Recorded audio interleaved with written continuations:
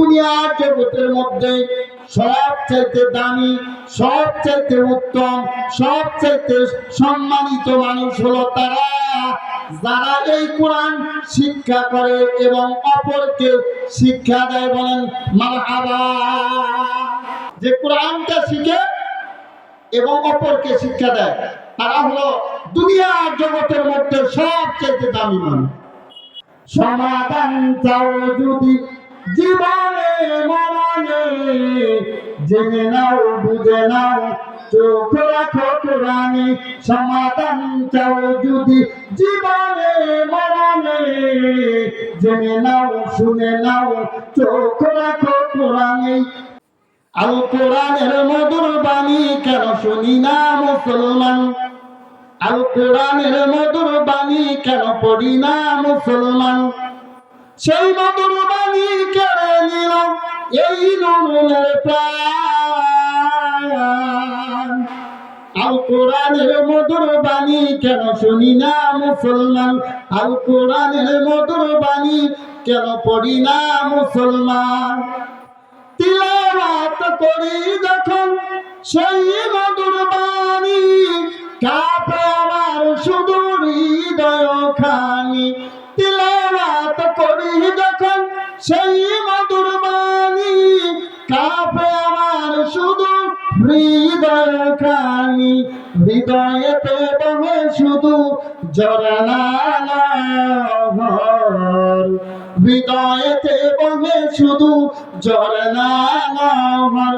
আল কোরআনের মধুর বাণী কেন পড়ি না মুসলমান?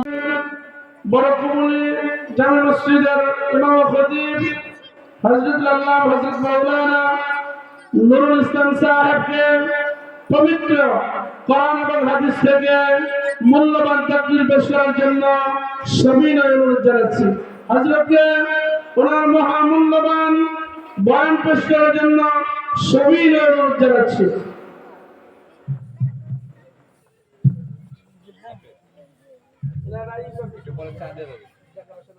আসসালামু আলাইকুম ওয়া রাহমাতুল্লাহি ওয়া বারাকাতুহু। ওয়া আলাইকুম আসসালাম ওয়া রাহমাতুল্লাহি ওয়া বারাকাতুহু।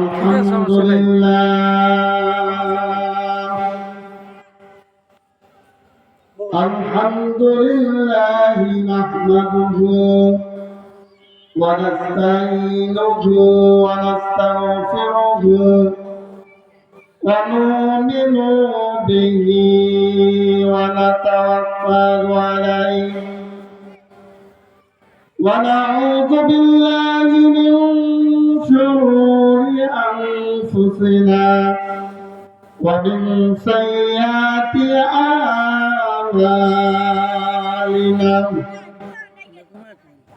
من يهدي الله فلا مضل له ومن يضلله فلا هادي له. ونشهد أن سيدنا سندنا حبيبنا مولانا محمدا عبده ورسوله. وقال تعالى في كلامه المجيد: بسم الله الرحمن الرحيم.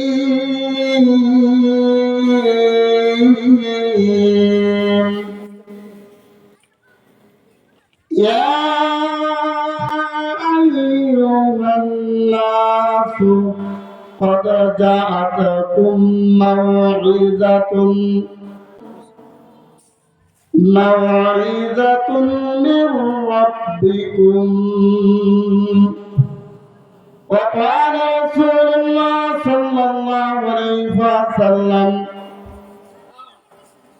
عن عثمان رضي الله تعالى عنه قال قال رسول الله صلى الله عليه وسلم: خيركم من تعلم القرآن وعلمه. রাহুল বুখারী, তিরমিজি, নাসাই, ইবনে মাজাহ। আও কামা ক্বালা আলাইহিস সালাতু ওয়াসসালাম। وقال تعالى في شان حبيبه إن الله وملائكته يصلون على النبي يا أيها الذين آمنوا صلوا عليه وسلموا تسليما সবাই দরুদ ইব্রাহিম পড়ি আল্লাহুম্মা সাল্লি আলা মুহাম্মাদিন ওয়া আলা আলি মুহাম্মাদ কামা সাল্লাইতা আলা ইব্রাহিম ওয়া আলা আলি ইব্রাহিম ইন্নাকা হামিদুম মাজিদ আল্লাহুম্মা বারিক আলা মুহাম্মাদ ওয়া আলা আলি মুহাম্মাদ কামা বারাকতা আলা ইব্রাহিম وعلى آل إبراهيم إنك حميد مجيد الحمد لله সমস্ত প্রশংসা সেই রব্বে কারিমের দরবারে যে মহান রব্বুল ইজ্জত আমাদেরকে আত্তেল্লা নুরানি তালিমুল কুরআন হাফিজিয়া মাদ্রাসা ও এতিমখানার উন্নতি কল্পে যে মাহফিলের আয়োজন করা হয়েছে, কোরআনের মাজলিস সাজানো হয়েছে, সেই মাজলিসে আসার মতো বসার মতো তৌফিক দান করলেন এবং আল্লাহ সুবহানাহু ওয়া তাআলা কিছু কথা বলা এবং শোনার মতো তৌফিক দিলেন। তার শুকরিয়া তো আমি সবাই বলি আলহামদুলিল্লাহ। আল্লাহর শুকরিয়া আদায় করলে মহান রব্বুল ইজ্জত খুশি হয়ে যায়। এই জন্য আল্লাহ সুবহানাহু ওয়া তাআলার শুকরিয়া আদায় করার দরকার। আল্লাহ সুবহানাহু ওয়া তাআলা পবিত্র কোরআনের মধ্যে বলেন লাইন শাকারতুম লাযিদান্নাকুম ওয়া লাইন কাফারতুম ইন্না আযাবি লাশাদীদ। আল্লাহু আকবার বলেন। আল্লাহ সুবহানাহু ওয়া তাআলা বলেন আমার মাওলা পরওয়ারদিগার বলেন ও বান্দা তুমি নিয়ামত পায়া যখন নিয়ামতের শুকরিয়া আদায় করো আমি আল্লাহ সুবহানাহু ওয়া তাআলা তোমার নিয়ামতটাকে বাড়ায় দেই। সুবহানাল্লাহ। ওয়ালাইন কাফারতুম, আর যদি নিয়ামত পায়া যে ব্যক্তি নিয়ামতের না শুকর করে ইন্না আযাবি লাশাদীদ, তাকে কঠিন আযাব দ্বারা গ্রেফতার করা হয়। নাউযুবিল্লাহ। আজকের এই মাহফিল এটা আমাদের জন্য নিয়ামত, ঠিক কিনা বলে? কোরআনের মাজলিস, হাদিসের মাজলিস, এটা জিকিরের মাজলিস।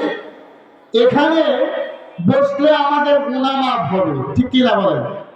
আজকে আত্তেল্লা এই হাফিজিয়া মাদ্রাসার উদ্যোগে যে মাহফিলের আয়োজন করা হয়েছে এটা আমাদের জন্য নিয়ামত। নিয়ামত পায় নিয়ামতের শুকরিয়া আদায় করতে হবে। এই জন্য আল্লাহর শুকরিয়া আদায় করি আলহামদুলিল্লাহ।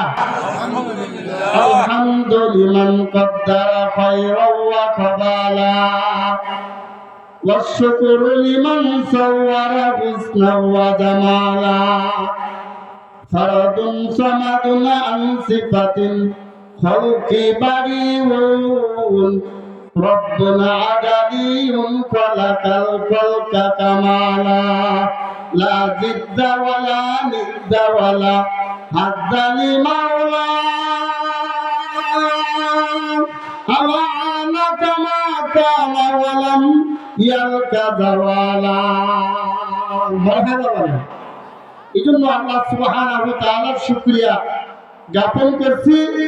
আল্লাহ তাবারক তাআলার দরবারে অসংখ্য লাখ কোটি শুকরিয়া যে মহান রব্বুল ইজ্জাত আমাদেরকে এমন একটা জানিসুর রহমান বেহেশতের বাগানে আসার জন্য বসার জন্য তৌফিক দান করেন। আল্লাহর হাবিব জনাবে রাসূলুল্লাহ মুহাম্মদুর রাসূলুল্লাহ সাল্লাল্লাহু আলাইহি ওয়াসাল্লাম বলেন, হযরত আনাস রাদিয়াল্লাহু তাআলা ঘোষণা করছেন, বর্ণনা করছেন, আনা আনাস রাদিয়াল্লাহু তাআলা আনহুমা قال قال رسول الله صلى الله عليه وسلم إذا مررتم برياض الجنة فارتعوا قال وما رياض الجنة قال هلاك الذكر سبحان الله بلا سبحان الله الله الحبيب জনাবে রাসূলুল্লাহ সাল্লাল্লাহু আলাইহি ওয়াসাল্লাম বর্ণনা করেন, হযরত আনাস রাদিয়াল্লাহু তাআলা আনহু বলেন, বিশ্বনবী মায়ের নবী দয়ার নবী রাহমাতুল লিল আলামিন বলেন, ইযা মারাতুম বিরিয়াদিল জান্নাহ, ইযা মানে যখন, মারাতুম যখন তোমরা কোন জান্নাতের বাগানের পাশ দিয়ে যাও, দেখো যে এখানে জান্নাতের বাগান সাজানো হয়েছে, ফারতাউ ওখানে বেশি বেশি সময় দাও, অবস্থান করো। ওয়ালা সাহাবারা বললেন, ওয়া মারিয়াজুল জান্নাত, জান্নাতের বাগান আবার সেটা কোন জায়গা? ইয়া রাসূলুল্লাহ ইয়া হাবিবাল্লাহ, ও আল্লাহর নবী গো, জান্নাতের বাগান আবার কোন জায়গা?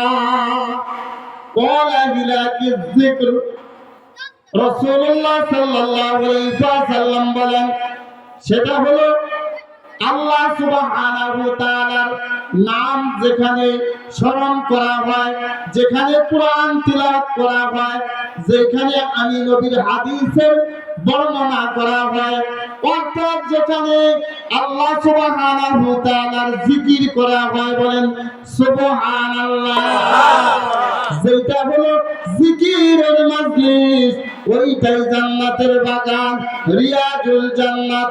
চিৎকার মাইরা বলেন সুবহানাল্লাহ। এটা হলো আজকে কোরআনের আলোচনা হবে, এটা জান্নাতের বাগান, রিয়াজুল জান্নাত। এখানে কিন্তু সবাই আসতে পারে না, আল্লাহ সুবহানাহু ওয়া তাআলা যাকে পছন্দ করেন সেই এখানে আসতে পারে, ঠিক কিনা বলেন? আমি পবিত্র কোরআন থেকে একখানা আয়াতের অংশ তিলাওয়াত করেছি এবং আমার বিশ্ব নবী মায়ের নবী রাহমাতুল লিল আলামিনের অসংখ্য হাদিস থেকে একখানা হাদিস তিলাওয়াত করেছি। এর উপর সংক্ষিপ্ত আলোচনা করব। আল্লাহ সুবহানাহু ওয়া তাআলা আমাকে বলার এবং আপনাদেরকে আমলের নিয়তে শোনার তৌফিক দান করেন, বলেন আমিন। আল্লাহ পাক রব্বুল আলামিন পবিত্র কোরআনে সূরা ইউনূসের ৫৭ নম্বর আয়াতের মধ্যে বলেন, ইয়া আইয়ুহান নাস قد جاءتكم موعظة من ربكم يا أيها الناس, হে মানুষেরা, قد جاءتكم موعظة, قد মানে অবশ্যই, জাআতকুম তোমাদের নিকট এসেছে, মাউইযাতুন একটা উপদেশ বাণী। চিৎকার মারিয়া বলেন সুবহানাল্লাহ।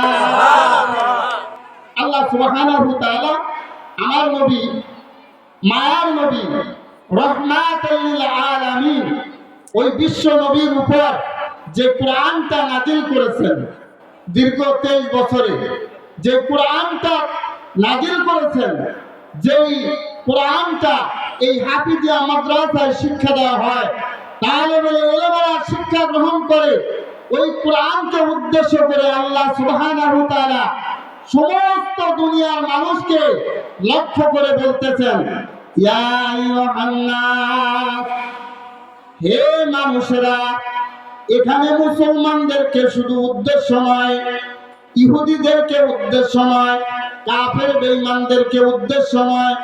আল্লাহ সুবহানাহু ওয়া তাআলা বলেন এই দুনিয়ার জগতে যত রকম মানুষ আছে সমস্ত মানুষকে ডাক দিবেন, সমস্ত মানুষকে উদ্দেশ্য করে বলছেন ইয়া আইয়ুহান নাস, হে মানুষেরা, কদ জাআতকুম, অবশ্যই তোমাদের নিকট এসেছে মাউইযাতুন, একটা উপদেশ বাণী, বলেন সুবহানাল্লাহ। একটা উপদেশ বাণী আমাদের জন্য আল্লাহ সুবহানাহু ওয়া তাআলা আমার বিশ্ব নবী, মায়ের নবী রাহমাতুল লিল আলামিনের উপর নাজিল করেছেন। সুবহানাল্লাহ বলেন। এই উপদেশ বাণীটা হলো কি? কোরআন। যে কোরআনটা তিলাওয়াত করে আমার বিশ্ব নবী, মায়ের নবী রাহমাতুল লিল আলামিনকে আল্লাহ সুবহানাহু ওয়া তাআলা মানুষদেরকে দাওয়াতের কাজ, মানুষদেরকে দাওয়াত দিতে বলছেন।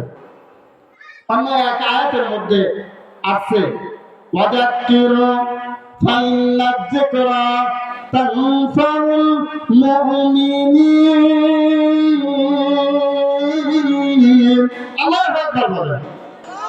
আল্লাহ সুবহানাহু ওয়া তাআলা তার রাসূলকে বলতেছেন, হে রাসূল গো, আপনি কোরআনের আয়াত শুনে মানুষদেরকে দ্বীনের দাওয়াত দিতে থাকেন, দ্বীনের কথা বলতে থাকেন।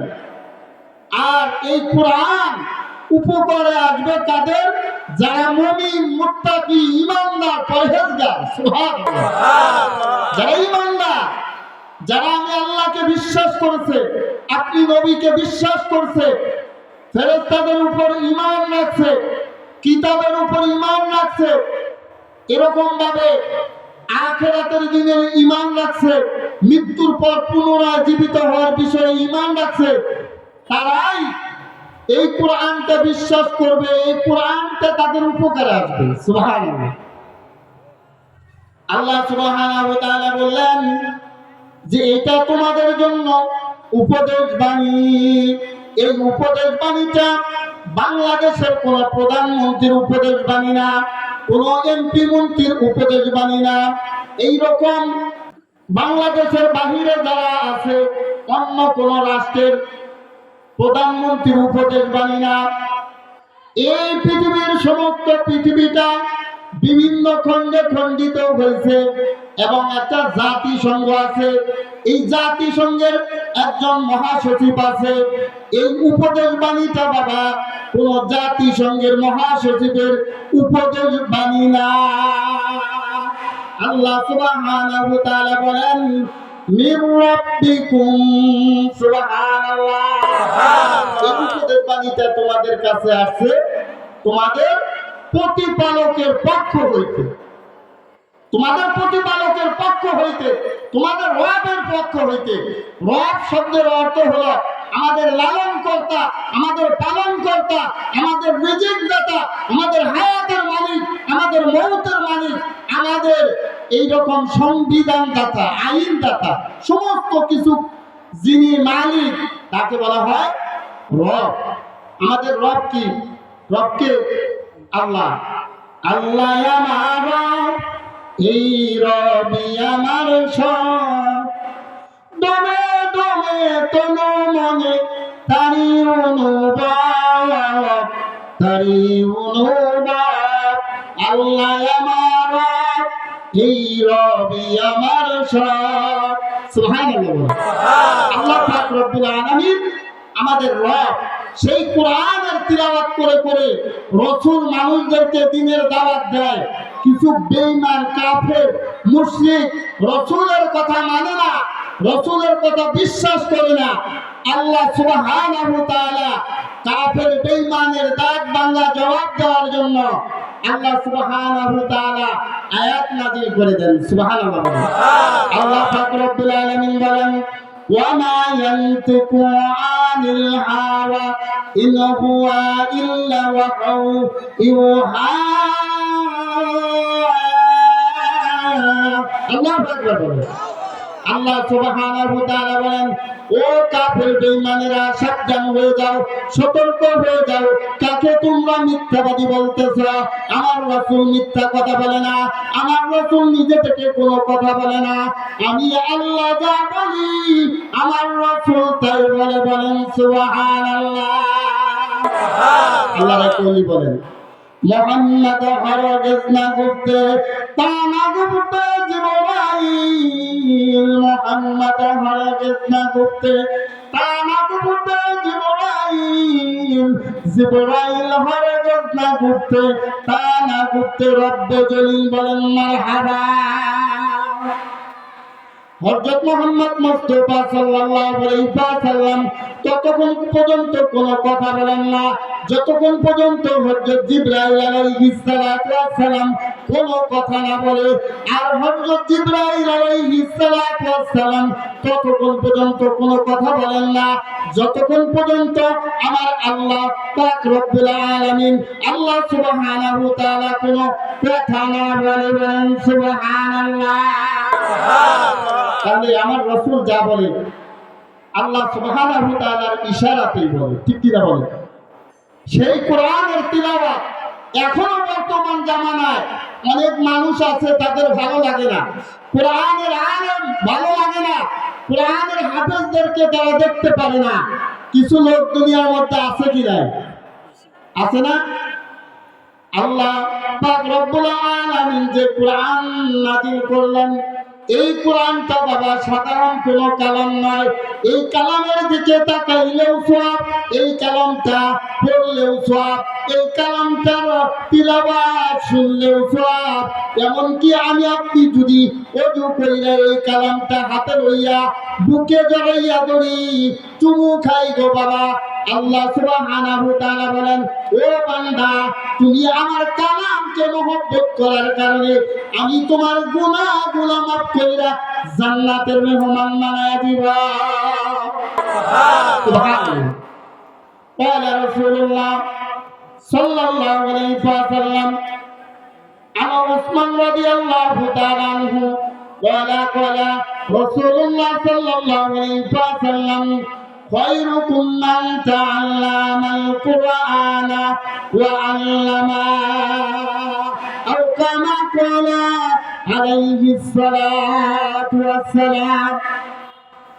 হযরত উসমান রাদিয়াল্লাহু তাআলা আনহু বর্ণনা করেন, রাসূলুল্লাহ সাল্লাল্লাহু আলাইহি ওয়াসাল্লাম বলেন, খায়রুকুম মান তাআল্লামাল কুরআনা ওয়া আল্লামা।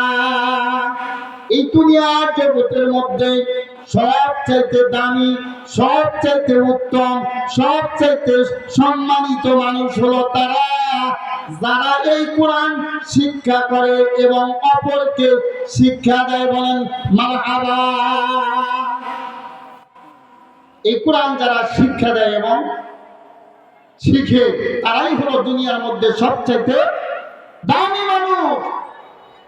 আল্লাহ সুবহানাহু ওয়া তাআলার হাবিব এই কথা বলেন নাই দুনিয়াতে যারা ইঞ্জিনিয়ার হবে তারা দামি মানুষ, দুনিয়াতে যারা এমপি মন্ত্রী হবে তারা দামি মানুষ, দুনিয়াতে যারা বিসিএস ক্যাডার হবে তারা দামি মানুষ। না না না রে বাবা, তারা দামি মানুষ নয়, তারা সম্মানিত মানুষ নয়। তারাও সম্মানিত, কিন্তু তাদের চাইতে সবচাইতে সম্মানিত, সবচাইতে দামি মানুষ হলো দুইজন। হযরত উসমান রাদিয়াল্লাহু তাআলা আনহু বর্ণনা করেন, রাসূলুল্লাহ সাল্লাল্লাহু আলাইহি ওয়াসাল্লাম বলেন, খায়রুকুম মান তাআল্লামাল কুরআনা ওয়া আল্লামা। এই দুনিয়ার জগতের মধ্যে সবচাইতে দামি, সবচাইতে উত্তম, সবচাইতে সম্মানিত মানুষ হলো তারা যারা এই কোরআন শিক্ষা করে এবং অপরকে শিক্ষা দেয়। বলেন মারহাবা। এই কোরআন যারা শিক্ষা দেয় এবং শিখে তারাই হলো দুনিয়ার মধ্যে সবচাইতে দামি মানুষ।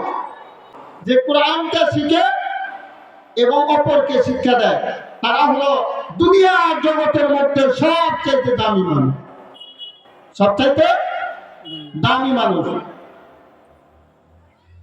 وقال عليه الصلاة والسلام রাসূলুল্লাহ সাল্লাল্লাহু আলাইহি ওয়াসাল্লাম বলেন কোন আলিমান ও আমার উম্মতেরা ও আল্লাহর বান্দা কোন আলিমান তোমরা আলেম হও তোমরা যদি মুক্তি পেতে চাও তোমরা যদি নাজাত পেতে চাও চারটা কাজ করো চার কাজের মধ্যে তোমরা অন্তর্ভুক্ত হও এক নম্বর কাজ হইল কোন আলিমান তোমরা আলেম হও কোরআনের আলেম হইলে তোমার জিন্দেগি দামি হয়ে যাবে বলেন সুবহানাল্লাহ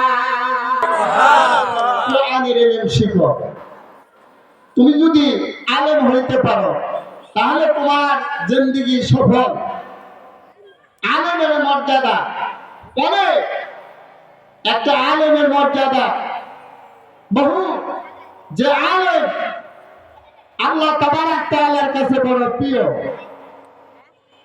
আল্লাহ সুবহানাহু ওয়া তাআলা বলেন আল্লাহ রাসূল সাল্লাল্লাহু আলাইহি ওয়াসাল্লাম বললেন যে কোন আলিমান তোমরা আলেম হও কি জন্য আলেম হবা জানোনি কারণ আল্লাহ সুবহানাহু ওয়া তাআলাকে এই দুনিয়ার জগতে আলেম লোক অর্থাৎ জ্ঞানী লোকেরাই বেশি ভয় করে ঠিক কিনা বলে এটা আমার কথা না কোন মৌলবী মাওলানার কথা না আল্লাহ সুবহানাহু ওয়া তাআলা কোরআনের মধ্যে বলেন আল্লাহ সুবহানাহু ওয়া তাআলা পবিত্র কোরআনের মধ্যে ঘোষণা করেন ইন্নামা ইয়াখশাল্লাহি মিন ইবাদিহিল উলামা এই দুনিয়ার জগতের মধ্যে যত মানুষ আছে সমস্ত মানুষের মধ্যে যারা ইলমে দ্বীন হাসিল করে আলেম হয় কোরআনের ইলম যারা শিখে ইন্নামা ইয়াখশাল্লাহি মিন ইবাদিহিল উলামা দুনিয়ার জগতের মধ্যে যারা আলেম হয় যারা ইলমে দ্বীন অর্জন করে তারাই আল্লাহ সুবহানাহু ওয়া তাআলাকে বেশি ভয় করে আল্লাহকে সবচেয়ে বেশি ভয় করে কারা আলেম যারা জ্ঞানী লোক যারা আল্লাহ সুবহানাহু ওয়া তাআলা পবিত্র কোরআনের বিভিন্ন জায়গায় বলছেন যে তোমরা আমাকে ভয় করো ইয়া আইয়ুহাল্লাযীনা আমানুত্তাকুল্লাহ হাক্কা তুকাতিহি ওয়া লা তামুতুন্না ইল্লা ওয়া আনতুম মুসলিমুন আল্লাহু আকবার বলেন আল্লাহ সুবহানাহু ওয়া তাআলা বলেন ইয়া আইয়ুহাল্লাযীনা আমানু হে ঈমানদারেরা তোমরা কি করো উত্তাকুল্লাহ আল্লাহকে ভয় করো হাক্কা তুকাতিহি যেরকম ভয় করা দরকার ওয়ালা তামুতুন্না ইল্লা ওয়া আনতুম মুসলিমুন তোমরা মুসলমান না হইয়া কবরে আইসো না পরিপূর্ণ মুসলমান না হইয়া কবরে আইসো না আমি আপনি যদি পরিপূর্ণ ঈমানদার হতে চাই পরিপূর্ণ মুসলমান হয়ে কবরে যাইতে চাই কোরআনের ইলম দরকার আছে কি না এই জন্য রাসূল বলেন আলিমান তোমরা আলেম হও আও মুতাআল্লিমান তুমি আলেম হইতে পারলা না আলেমের ছাত্র হয়ে যাও তালিবুল ইলম হয়ে যাও অনেক লোক আছে যে ইলম অর্জন করতে পারে নাই কিন্তু বয়স্ক হয়ে গেছে আলেমের কাছে যাইতে চায় না আপনি আমি যদি আলেমের কাছ থেকে বৃদ্ধ বয়সে ইলম শিখি তাহলে তালিবুল ইলমের যে মর্যাদা এটা আমরা পেয়ে যাব কারণ কি আমরা ইলম তলব করতেছি ইলম অন্বেষণ করতেছি এটা আমরা অনেকেই করি না এটা বহুত ফজিলত কিন্তু আমরা বুঝতে পারি না রাসূল বলেন কোন আলিমান তোমরা আলেম হও আও মুতাআল্লিমান তোমরা যদি আলেম না হইতে পারো আলেমের ছাত্র হয়ে যাও আও মুঈনান আলেম হইতে পারলা না তালিবুল ইলম হইতে পারলা না তালিবুল ইলমকে সাহায্যকারী হয়ে যাও আলেমকে সাহায্যকারী হয়ে যাও যদি আলেম হইতে পারি না, তালেবেল এলেমও হওয়ার সুযোগ হয় না। তাহলে আলেম এবং তালেবেল এলেমকে সাহায্য সহযোগিতা করো, সাহায্য করো, তাদেরকে সহযোগিতা করো, বুদ্ধি দেওয়া হোক, টাকা দেওয়া হোক, পরিশ্রম দেওয়া হোক, যেভাবেই হোক তাদের সাহায্য সহযোগিতা করার চেষ্টা করো। তুমি হয়তো তাদেরকে সাহায্য সহযোগিতা করতে পারবা না, এরকম টাকা পয়সা তোমার নাই, তোমার সামর্থ্য নাই তাদের সাহায্য করার মতো, তুমি আলেমও হইতে পারলা না, তালেবেল এলেমও হইতে পারলা না, টাকা পয়সাও তাদেরকে দিতে পারলা না। 4 নাম্বার, ওয়া মুহিব্বান, তাদেরকে মহব্বতকারী হয়ে যাও। মহব্বত করতে তো পারবা, আলেমও হইতে পারলা না, তালেবেল এলেম হইতে পারলা না, তাদেরকে মন চায় তাদেরকে সহযোগিতা করার সামর্থ্য নাই, এখন কি করবা?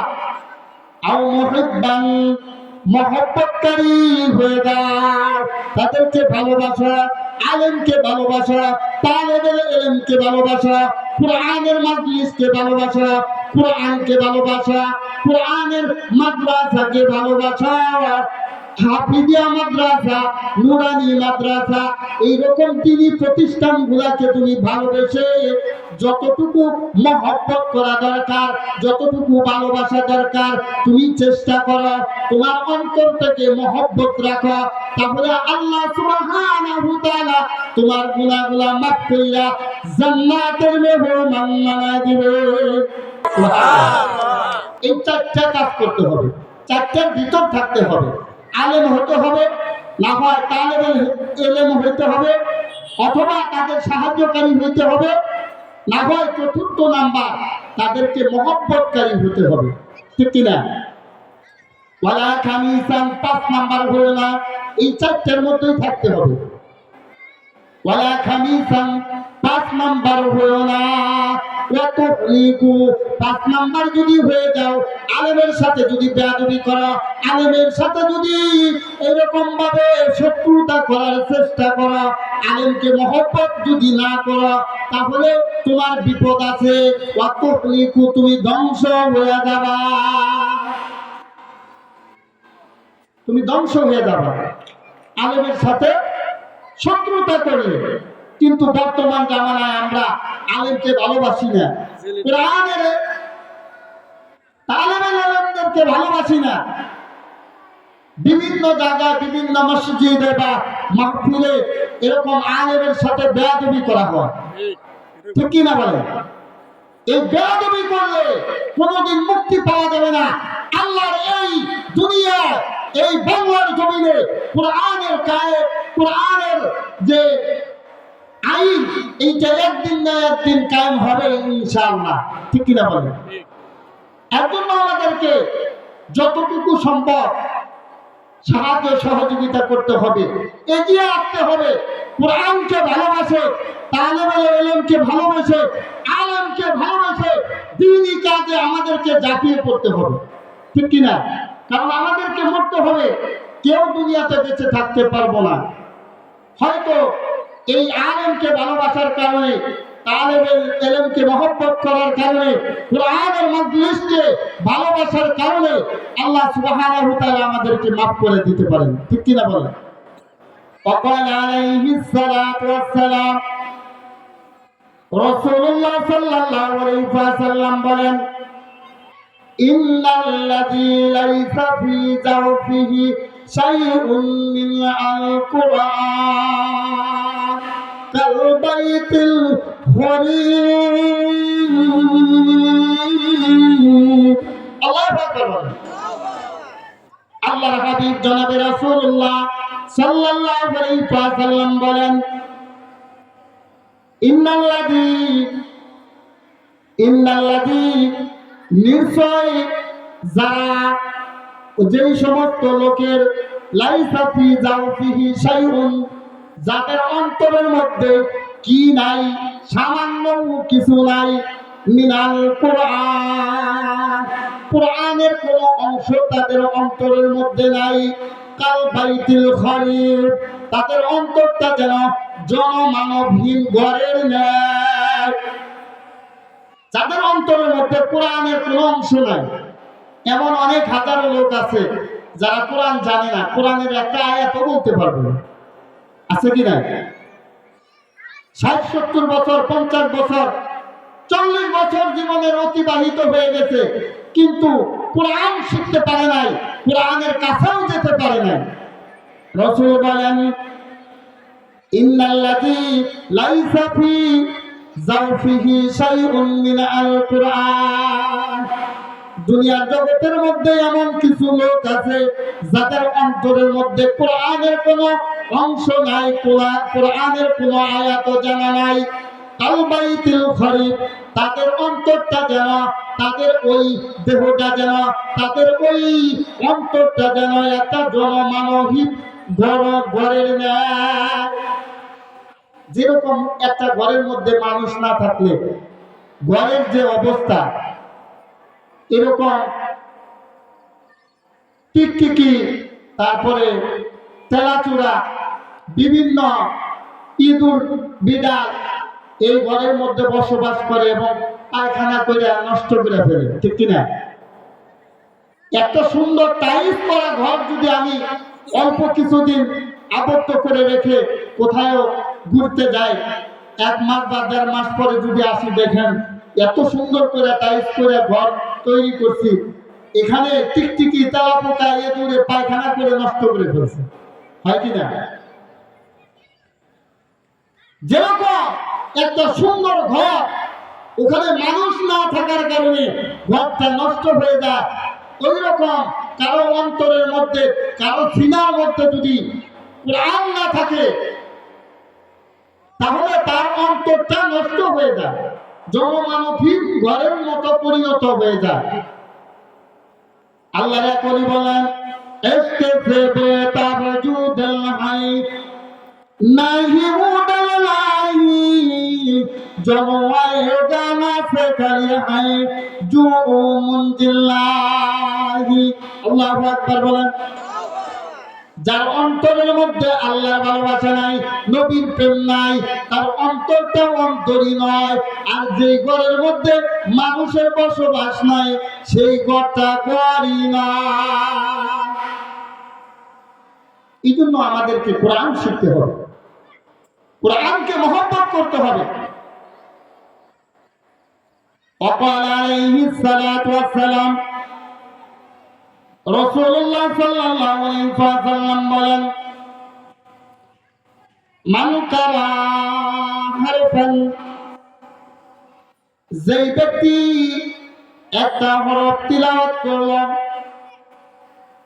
মিন কিতাবিল্লাহি, আল্লাহ সুবহানাহু ওয়া তাআলার কিতাব থেকে, অর্থাৎ কোরআন থেকে, মান কারা হারফান মিন কিতাবিল্লাহি, যে ব্যক্তি আল্লাহ সুবহানাহু ওয়া তাআলার কোরআন থেকে একটা হরফ তিলাওয়াত করলো, ফালাহু হাসানাতুন, তার জন্য আল্লাহ সুবহানাহু ওয়া তাআলা একটা নেকি দিয়ে দিলেন। বলেন সুবহানাল্লাহ।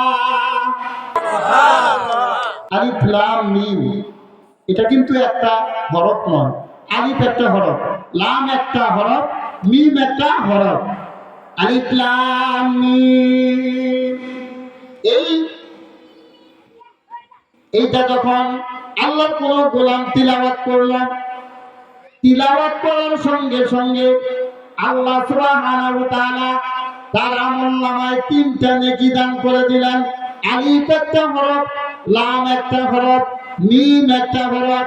আলিফ লাম মিম, এইটা তিলাওয়াত করার কারণে 3টা নেকি দান করলেন।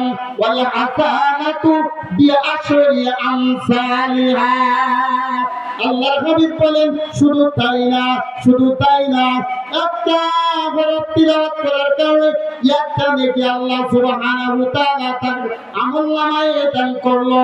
ওয়াল হাসানাতু বিআশরি আমসালিহা, আর একটা নেকিকে আল্লাহ সুবহানাহু ওয়া তাআলা 10 গুণ বাড়ায়া তার আমলনামায় 10টা নেকি দিয়ে দিলেন। বলেন সুবহানাল্লাহ। অর্থাৎ আলিফ লাম মিম এটা তিলাওয়াত করার কারণে আল্লাহ সুবহানাহু ওয়া তাআলা আমার আপনার আমলনামায় 30টা নেকি দান করেন। তাহলে কোরআনের দাম আছে কি না? সমাধান চাও যদি জীবনে মরণে, জেনে নাও বুঝে নাও চোখ রাখো কোরআনে। সমাধান চাও যদি জীবনে মরণে, জেনে নাও শুনে নাও চোখ রাখো কোরআনে। তবেই পাবে তুমি শান্তির ঠিকানা, তবেই পাবে তুমি শান্তির ঠিকানা। মেনে নিতে পারো যদি মনে প্রাণে, সমাধান চাও যদি জীবনে মরণে, জেনে নাও শুনে নাও চোখ রাখো কোরআনে। বলেন মারহাবা। আমি এই পবিত্র কোরআন নিয়ে একটা গজল লিখেছি।